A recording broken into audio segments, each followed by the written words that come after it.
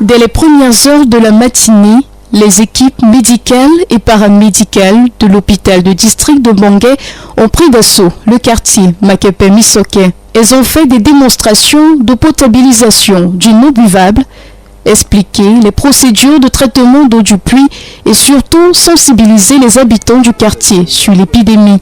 Lorsqu'il y a de faibles mesures d'hygiène qui sont prises, on est susceptible de faire le choléra.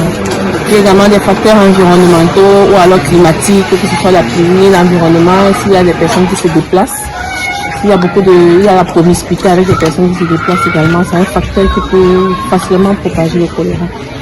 On parle également des latrines, la construction des latrines et l'aménagement des latrines. Lorsque ces aménagements ne sont pas bien faits, vraiment on a un risque, c'est ce qu'on rencontre dans beaucoup de quartiers, des personnes qui n'ont pas de latrines, certaines qui en ont mais qui ne sont pas aménagées, qui déversent les sols directement dans un drain qui est parfois utilisé par la population. Environ 200 morts en 10 mois et plus de 10 300 cas répertoriés, c'est le triste bilan de la maladie depuis sa résurgence au Cameroun, selon le ministre de la Santé publique, le docteur Manaouda Malachi. Cette maladie diarrhéique aiguë, dont on peut mourir en quelques heures en l'absence de traitement. Une initiative vivement appréciée par les populations qui, à leur niveau, essayent de barrer la voie à la maladie. Il y a beaucoup de gens qui sont là, ils parlent de la situation du choléra, qui sont nombreux. Je les vois dehors depuis le matin. Moi, je pense que c'est bien de sensibiliser parce que le choléra est une maladie qui tue, très grave. Ça part rapidement. Et c'est un peu de faire les ravages dans le quartier Misoke. Oui, c'est moi la chance qu'il n'y a pas eu de cas de mort.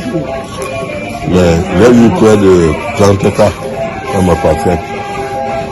Donc, pour moi, je sensibilise seulement les gens l'eau de fourrage et les eaux de pluie là. Les gens ne boivent pas. À la fin de cette campagne, le bilan n'est pas très satisfaisant pour le personnel de santé. Les populations peinent encore à croire aux ravages causés par la maladie et l'environnement insalubre, tout comme le non-respect des mesures d'hygiène, ne sont pas favorables à son éradication. Une personne fait déjà au moins plus de 3 sels liquides par jour. Déjà avec plus de 3 sels liquides par jour, vous êtes considéré comme un cas suspect de choléra. Et en tant que tel, 2 choses. Vous commencez à prendre votre solution de réhydratation orale. Les parents, les mamans connaissent souvent ça, SRO, Oracel, un sachet dans 1 litre d'eau et on commence à boire. Ou alors, s'il n'y en a pas, on fabrique notre propre solution artisanale.